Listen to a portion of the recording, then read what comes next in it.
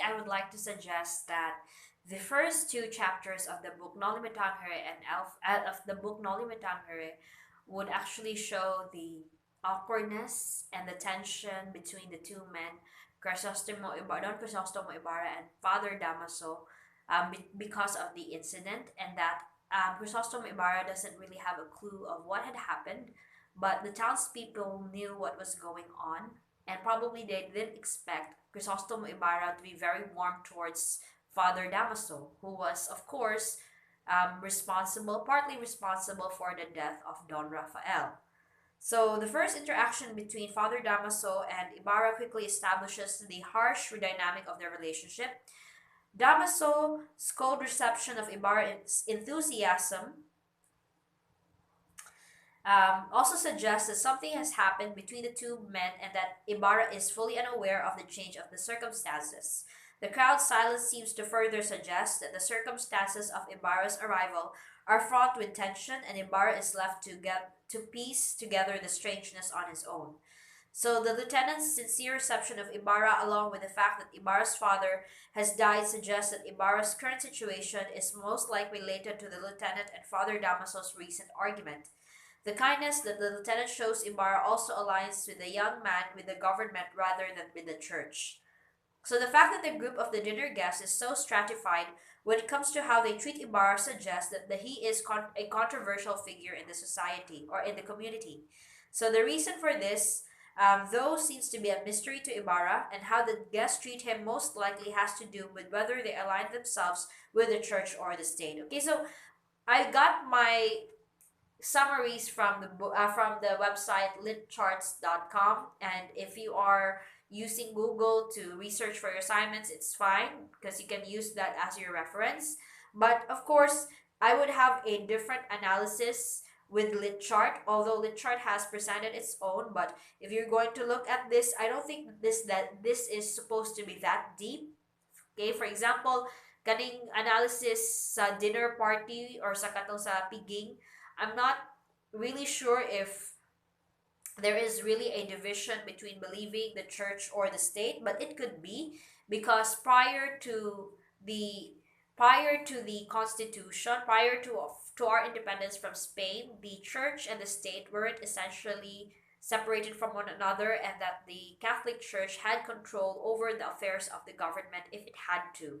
So yes, there is actually an advantage of having a separation between the church and the state, because the state could promulgate its own rules and exercise its powers without having the need to ask permission from the state. So for example, there are laws that are supposed to be passed, for example, that have been barred by the Catholic Church for religious reasons. For example, the RH law wasn't supposed to be enacted because there were so many protests against it. It was the RH bill at first. Most of these protests were grounded on religious feelings, grounded on moral arguments, but of course, the state had the interest in order to need to control the population of the Philippines. So that's why finally the argument on science prevailed, and the Catholic Church had to accept it. Of course, they accept it with, with how the church should accept it, because there is a separation between the church and the state. Okay, so that's the advantage that we have over there. Likewise, the church also enjoys freedom from the state, because, for example, if ever the state would find ways to legalize marriages between the same sex, and that it will legalize it. However, it cannot penalize the churches that refuse to perform such rites towards people who are of the same sex. So there's really the advantage between the church and the state. So in the story, however, of the Noli Me Tangere, the people are divided of whether they would believe what the church wanted. Okay, the church wanted the body to be exhumed, not to be given a Catholic burial, because of course that person died a heretic. However, there are people on the legal side believing that regardless of what he had committed, he was supposed to have proper burial rights, and that what he did, basically he was framed up, and he did not deserve such a treatment because he was such a very good citizen in San Diego.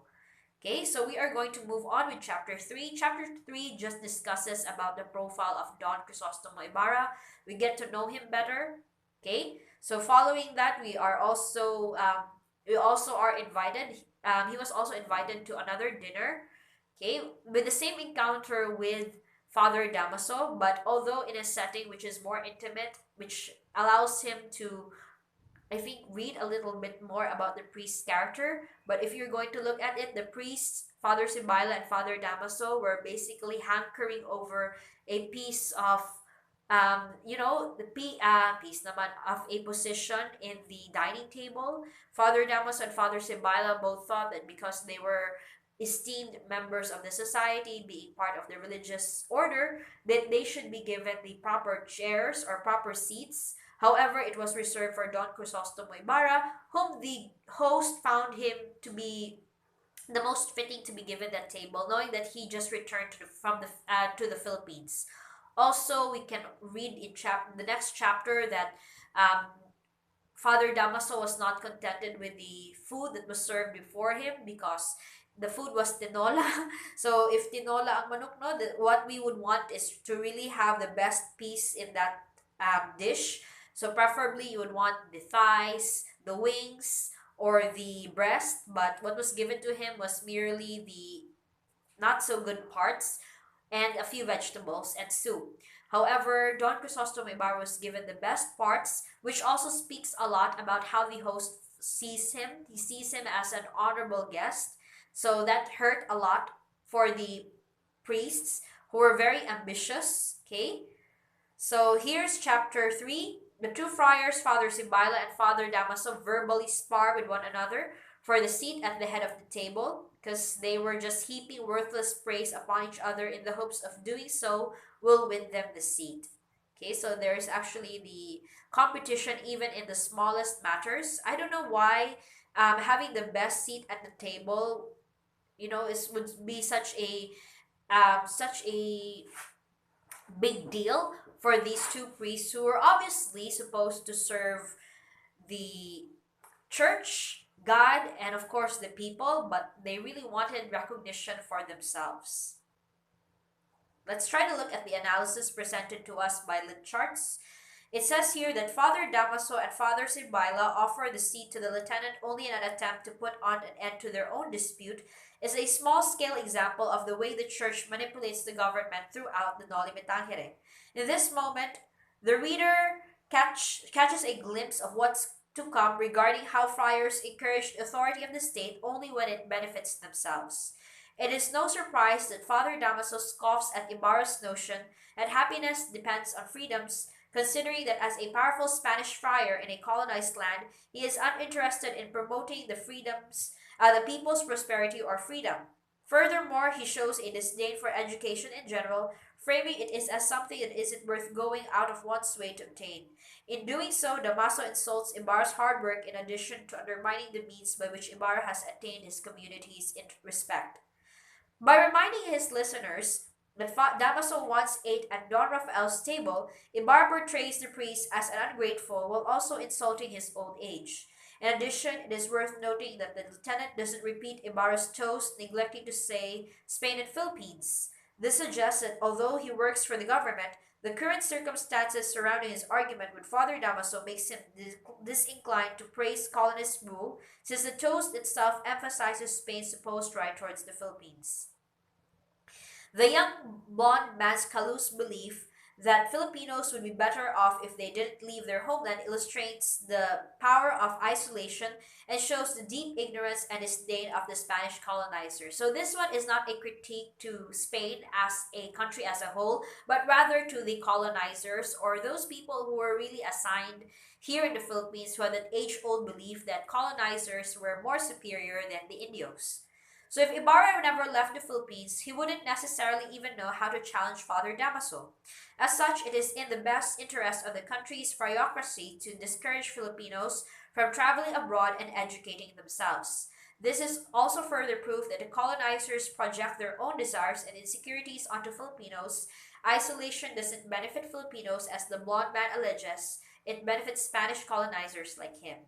So there's also a tinge of jealousy in the part of Friar Damaso over the success that Don Crisostomo Ibarra has found overseas. Being educated overseas has actually opened his eyes towards a lot of things. So during this time around mga 1800s, 1900s, as this is contemporary, no? So Rizal was what Ibarra was experiencing in the fictional story Noli Me Tangere was actually parallel to what Jose Rizal was also experiencing abroad. He saw a lot of things. So there were revolutionary ideas. Okay, for example, Cuba had just revolted from Spain. And then there were also an upheaval of the monarchy a century ago in France. So France used to be a monarchy, but then they moved on into becoming a republic. So it was a bloody change. However, it benefited France, and Rizal saw that because he did visit France. Okay, so there was a change of tide in the European shores, and this change of tide didn't necessarily didn't show that it showed that there could be a different way of how life should be lived, and that the Philippines shouldn't be an exemption, and the Filipinos can actually enjoy that same kind of freedom. However, this belief is not shared by those colonizers here in the Philippines because they believe that, the system right now is benefiting them, so they wouldn't encourage young people to go abroad and to explore and to bring new ideas because it would just destroy the system that has benefited them.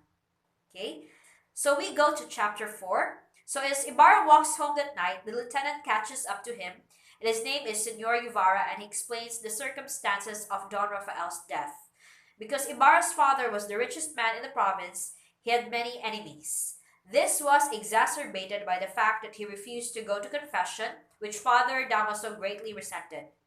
As a result, the angry friar made veiled allusions to Don Rafael in his sermons. Still, Don Rafael didn't relent, for he believed in following his own moral compass rather than pretending to believe in the power of confession simply to appease church officials. Lieutenant Guevara explains that around the time Don Rafael refused to go to confession, there was a tax collector employed by the government who was very stupid. This tax collector had been an artilleryman before being fired because of his idiocy. Not knowing that what to do with the man, the government had him go door to door collecting taxes. It soon became evident to the townspeople that this man, a Spaniard, couldn't read, and they started making fun of him. One day, several schoolboys mocked him for his illiteracy, and he chased them in the street until finally catching one of them and severely beating him.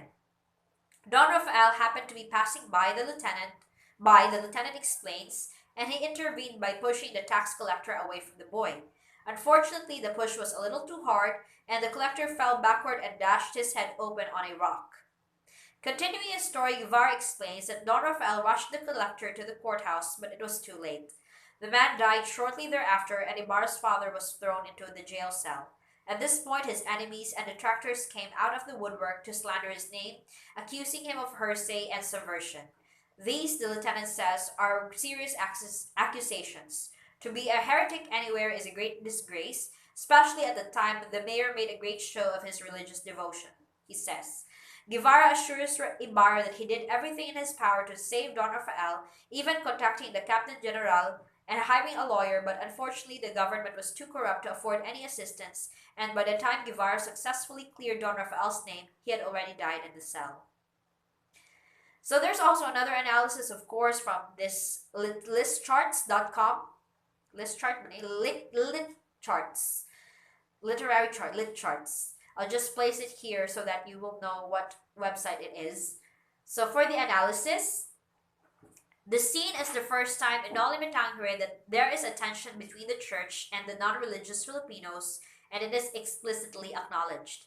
Given Don Rafael's fate, it's clear that the refusing religion can be a fatal decision in its community. Not only can it lead to death, but it also leads to social isolation. Considering that Father Damaso made veiled accusations to Don Rafael, thereby spreading word of the man's transgressions throughout the church-going society. Senor Guevara's story about the tax collector illustrates the privileges Spaniards enjoy in the Philippines.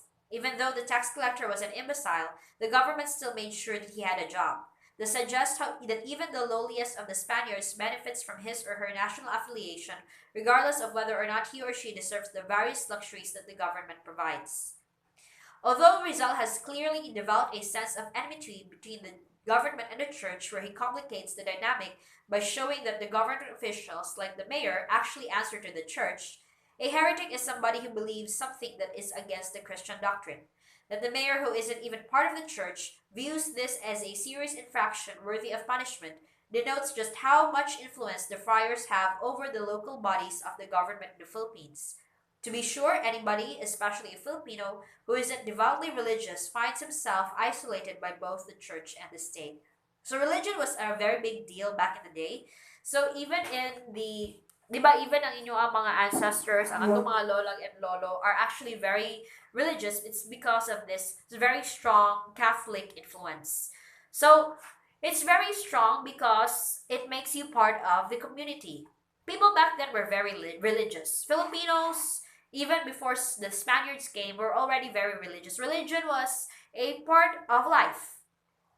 Although it was not centered around a singular deity, which is God, but it was centered around many deities because we used to worship, di ba, mga diwata, mga nito, and that we had babaylans in order to communicate with the gods and goddesses and the spirits. So it just shows how religious our society was even before, and that religion would actually help a society build itself.